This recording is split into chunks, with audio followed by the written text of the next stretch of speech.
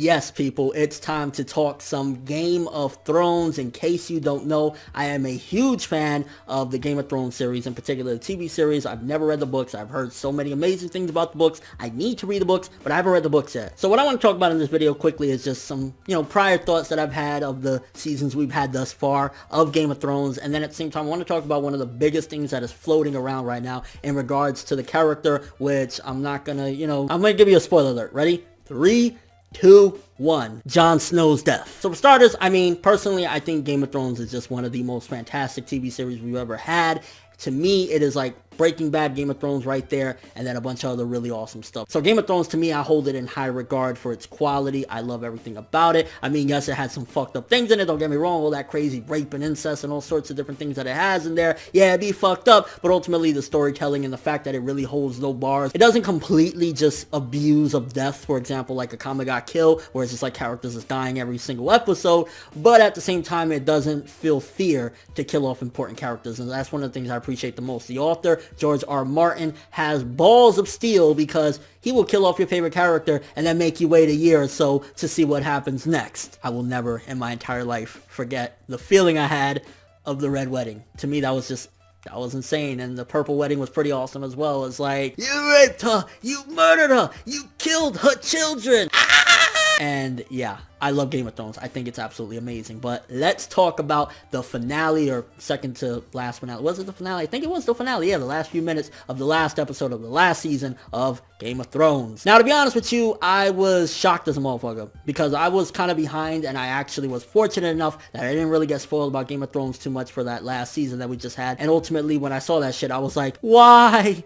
Winter has truly come. And the way they did everything, I was like, damn, Jon Snow. It was an unfortunate case of, yet again, having a just but very kind ruler, because some of those people from the Night's Watch, he should have had beheaded as well, like he did that old dude. And I'm kind of curious, I highly doubt it, but you never know, if that one dude, his friend, again, I'm terrible with names, I am sorry, but his friend that he let go to study, the kind of big dude or whatever, what if he already had pre-knowledge of this and dipped out beforehand because he was like, I don't want no part of this, and maybe that's why he did it. And he also gave him that look, like it could have just been like foreshadowing from the writer's perspective, like, yeah, some shit is about to go down, but who knows, maybe he had something not to do with it, but he had prior knowledge and he was like, I gotta get the fuck up out of here. They killed Jon, my fat ass is next. So that's one of the things that was going through my mind. It could be very unlikely because he seemed to be very genuine and very, innocent of a character. He loved his girlfriend and he loved their kid. And yeah, he was a pretty freaking decent guy, but you never know with Game of Thrones. Anything is possible. But in a recent promotional picture, Jon Snow is shown as the cover,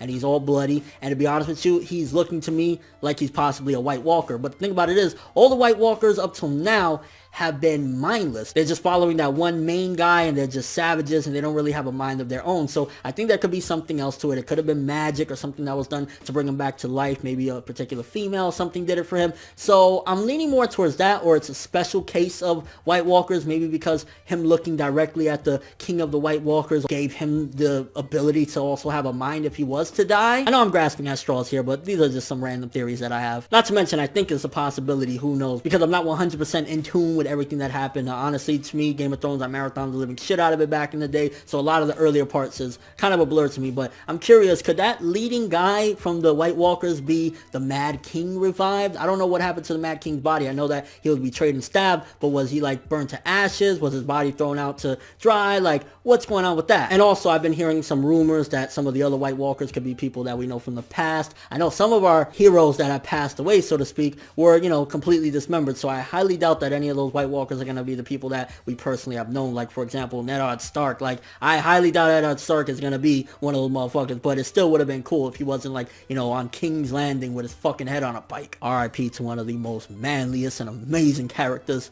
You were amazing. And yeah, honestly, seeing Jon Snow to me is fucking insane. I'm curious to see if it's going to be in the same vein. Well, not in the same vein, because I doubt he just went under a trash can. No shots at Walking Dead for that one. It was just funny to me. Because, he was stabbed like way too many times for him to just get up and be like, I'm alright, bro. Let's start doing some dancing. So you gotta ask yourself, again, it has to be supernatural the way he gets back up. Like, yeah, unless he had some super armor that was really thick under there that just happened to not pierce him. Like, come on. It has to be a supernatural way, either some magical thing or he's a White Walker now. But again, I highly doubt they're just gonna promote it all and have all this big thing about him being like a White Walker if he's not gonna have a mind of his own. So it's like, what's up with that? Could he potentially be like the new King of the White Walkers or something? Again, we're grasping at straws here. And either way, the anticipation is killing me. Again, I love Game of Thrones. It is probably, no, it definitely is my favorite ongoing TV series right now, and it's probably one of my favorite of all time. It's a hard race between that and Breaking Bad because I love Breaking Bad to death too. So yeah, big question right now. First of all, do you love Game of Thrones? Let me know how much you love Game of Thrones, because I want to talk about Game of Thrones more on this channel. Like I said in a